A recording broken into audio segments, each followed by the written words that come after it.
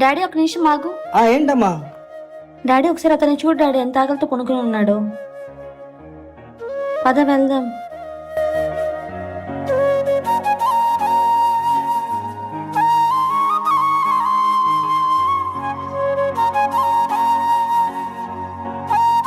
పెద్దయినా పెద్దయినా పెద్దాయనా లేగు. ఎవరమ్మా?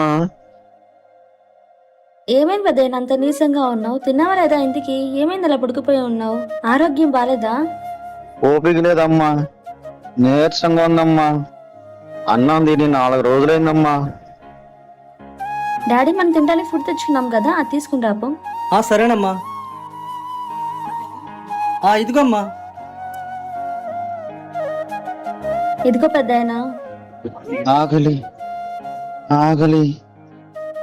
థ్యాంక్స్ అమ్మా.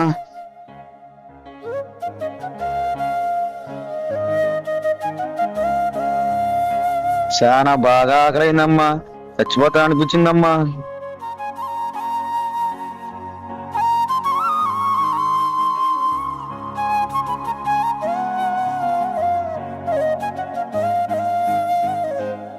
చాలా థ్యాంక్స్ అమ్మా, ఆకలితో చచ్చిపోయానమ్మా. సంతోషంగా ఉన్నమ్మా. 4 రోజులమ్మా అన్నం తిని.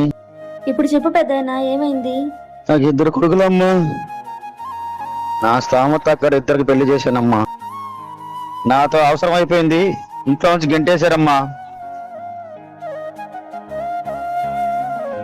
సరే పెద్దయినా, నాకు తెలిసిన ఒక వృద్ధాశ్రమం ఉంది, దానిలో జాయిన్ చేపిస్తాను, దానిలో జాయిన్ అవుతావా?